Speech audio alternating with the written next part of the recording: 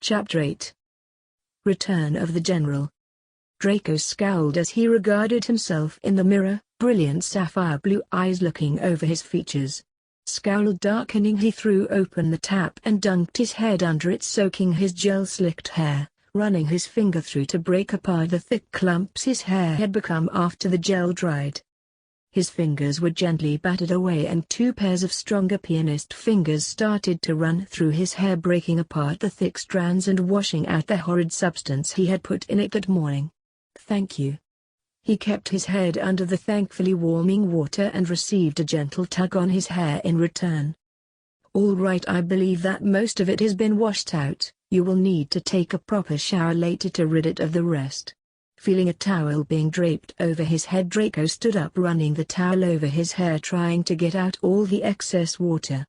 "Remind me why I put such horrid stuff in my hair in the first place?" There was soft chuckling from behind him. "I don't know, sir. I am assuming it had something to do with Draco's vain personality." Making a noise, Draco pulled the towel off, looking back into the mirror, pulling his bangs forward so they framed his face. "Well, that changes now. Draco Malfoy is dead." Turning away from the mirror, Draco looked at the man that had practically raised him, a man that even after death had remained by his side, watching over him and guiding him over the past several months as he was assaulted by dreams and visions. "I am Rufus Shinra, and that is the only person I will ever be." Tseng could not help but smile, seeing that old fire returning to his old boss's eyes. "What are your plans now, sir?" Rufus shifted so that he was now leaning back against the sinks, his blue eyes regarding his head Turk. "You say that Harry Potter is Sephiroth?" Tseng nodded, folding his arms over his chest and leaning up against the wall of the second-floor girls' bathroom. "Yes, the goddess is giving him a chance to repent for his past sins and regain his spot as silver weapon, at least that is what Genesis states." A small frown crossed Rufus' face hearing the name of the ex-commander. It was his desertion of Shinra that had started the downward spiral that had led to Sephiroth's fall from grace. Even though Genesis had been healed of the degradation and thus the insanity that had driven him to do what he did, Rufus still was cautious around the volatile soldier. "Is it a good idea to once more have Commander Rhapsodos in such close proximity with Sephiroth?" he asked, watching his head Turk's reaction. He knew that Tseng was just as protective of Sephiroth as he was of him. "From what I have spoken to Commander Rhapsodos, I do not believe Sephiroth is in any danger. He no longer holds the insanity that drove him to commit the acts he did in the events prior to Nibelheim." Rufus nodded, sliding a glance over to one of the stalls. He had a feeling they were being watched, but he wasn't worried. This all would become public soon enough. If Dumbledore found out prior, actually that could almost work towards their benefit. As long as none of the other Slytherins found out and went running to Voldemort, this could greatly play in their favor. "We will have to make sure that Dumbledore does not try and use Sephiroth." Tseng nodded slightly, his own now steel-colored eyes sweeping across the bathroom. "He will not take well to it if Dumbledore tries to use him as a pawn, as Genova did." "How many of my Turks are awake?" Tilting his head slightly, Tseng regarded the young man in front of him. "Sephiroth is the only one that has not awoken yet. You and him are the last of our group to regain their sense of self. Zack awoke yesterday, and boy had that been a show. He had awoken during lunch and had instantly tackled Neville, shouting Angel over and over again. They had thankfully been able to play it off as one of the Weasleys' newest inventions going wrong, though that cow Umbridge had been itching to do something. It had been over 3 weeks since they first arrived at Hogwarts, and Umbridge had turned into a royal tyrant. There was talk about her possibly becoming some High Inquisitor to Hogwarts, which would grant her even that much more power. Tseng had been put under questioning and a full medical exam just yesterday, since he had gone from being very dark-skinned to his once more pale ivory skin tone, though his eyes were still wide, showing he wasn't fully done returning to his previous form. He may honestly never fully return, as it seemed they were hanging on to some of their current life's body's traits. "We should head back, sir. Dinner will be starting, and with Umbridge on the prowl we do not wish to be caught wandering the halls alone." Rufus nodded, running fingers through his almost dry hair, and headed out of the bathroom, Tseng falling into perfect step behind him, just as he always had. Albus frowned deeply, his eyes sweeping over the report Madame Pomfrey had given him when they reached the Great Hall for supper that evening. With Blaise' rapid physical changes and the other changes some of his students were going through, he had them all undergo a full medical evaluation to make sure it wasn't a potion or a curse that was causing this. The findings were disturbing, to say the least.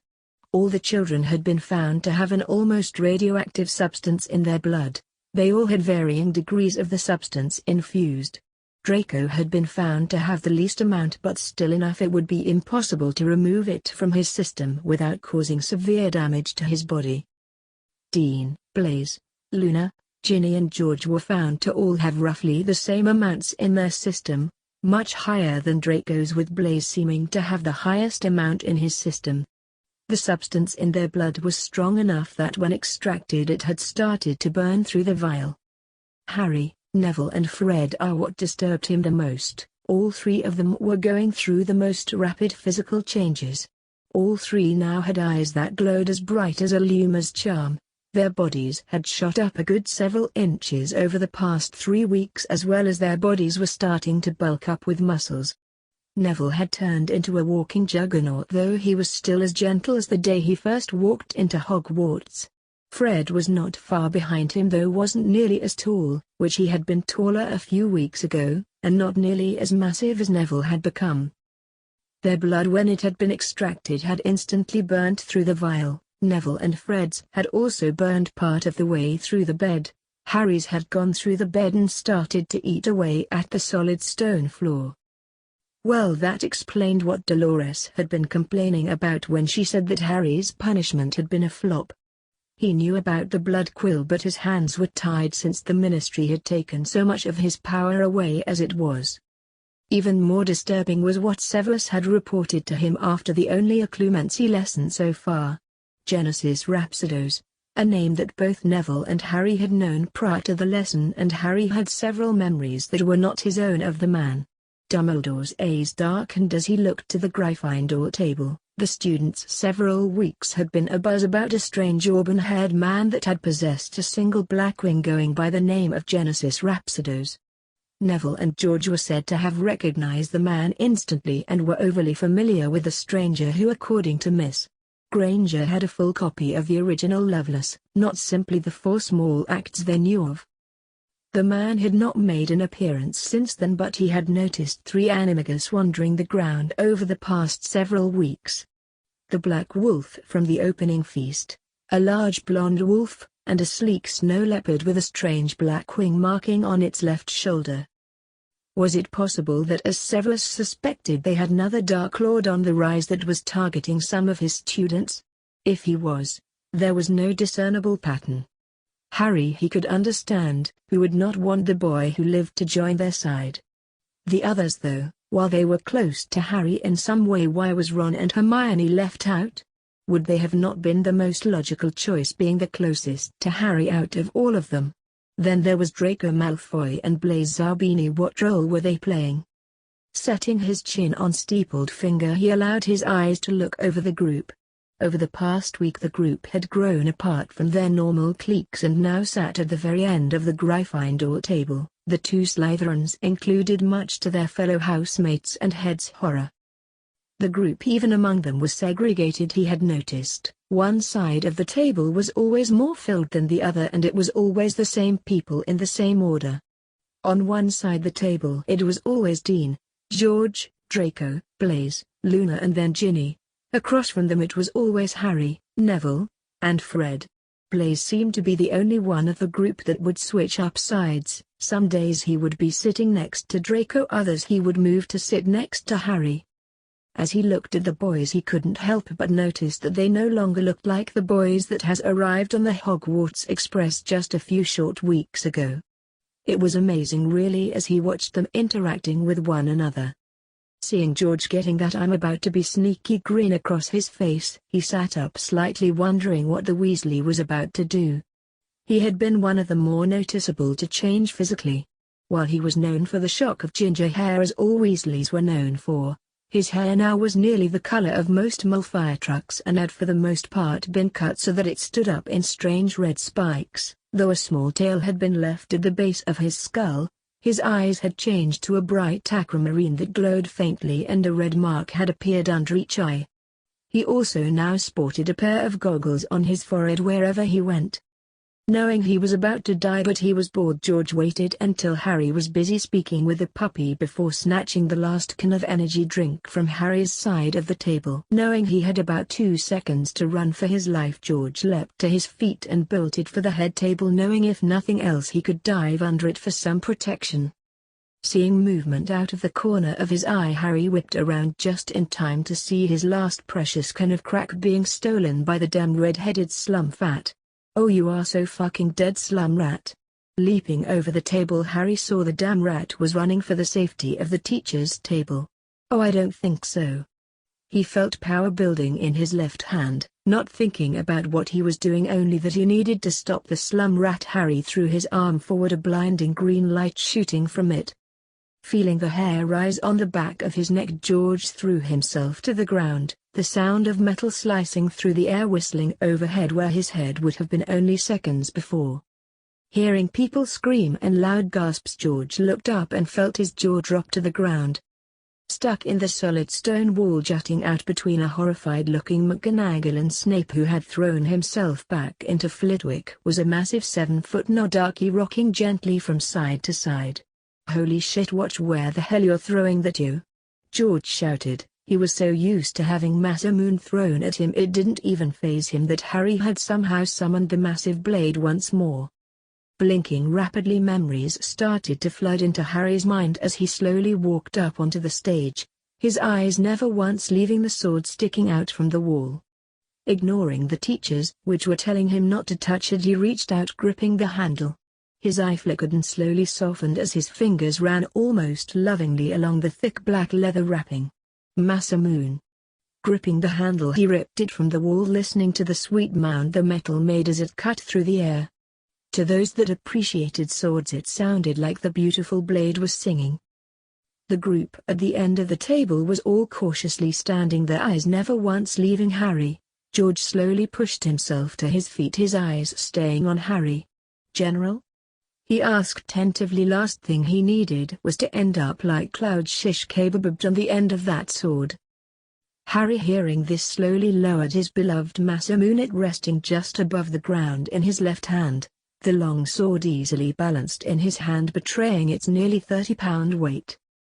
"I thought you Turks were smarter than that, or was I underestimating minors and second in command?" Reno's eyes widened as they shined happily. He watched as Sephiroth stood, his hand outstretched, and Masamune simply vanished into the hole. Only Gaia knew where he hid the thing. Ignoring the sputtering teachers behind him, Harry cocked his head slightly, allowing his eyes to look over those he had known so long ago before his insanity. Hopping down from the stage, he moved over to Reno, seeing he still had a hold of his energy drink.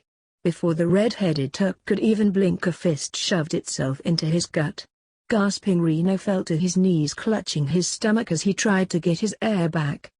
Smirking just slightly, Harry grabbed hold of the energy drink as Reno fell to the ground. "Should know by now. Never touch my crack." Laughing, Reno nodded, still clutching his side, trying to get his wind back. "Whatever you say, General Hotness, you." Smiling brightly, Tsenga moved out from the table and pulled Sephiroth into a tight hug. "Welcome back, Otto," he whispered. "Let's go outside for some air." He shot Sephiroth a meaningful look, knowing that teachers were starting to come out of their shock.